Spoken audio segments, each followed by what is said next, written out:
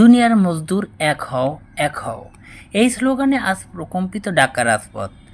মে দিবসের মহান ত্যাগের মহিমায় আজ পুরানা পল্টনে সমবেত হতে যাচ্ছেন হাজার হাজার মেহনতি মানুষ।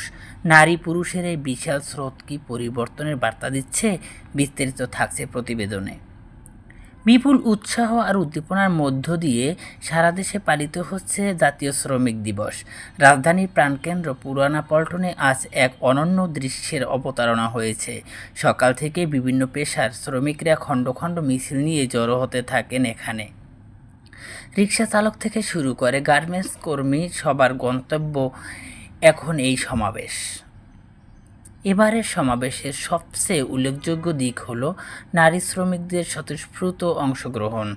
পুরুষের কাঁধে কাঁধ মিলিয়ে নিজেদের অধিকার আদায়ে রাজপথে সরব উপস্থিতি জানান দিচ্ছেন তারা।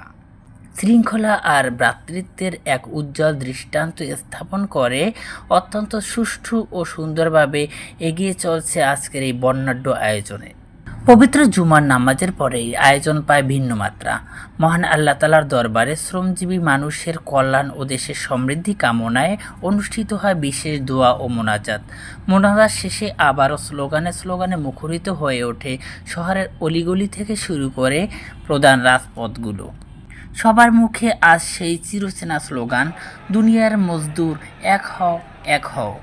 তবে এই দাবির পাশাপাশি প্রতিটি শ্রমিকের হৃদয়ে লালিত হচ্ছে দেশপ্রেমের অনন্য মন্ত্র, সবার আগে বাংলাদেশ। মেহনতি মানুষের এই ঐক্যবদ্ধ শক্তি কি গড়বে আগামীর উন্নত বাংলাদেশ? আপনাদের মতামত কমেন্টে জানান। সাথে থাকার জন্য ধন্যবাদ।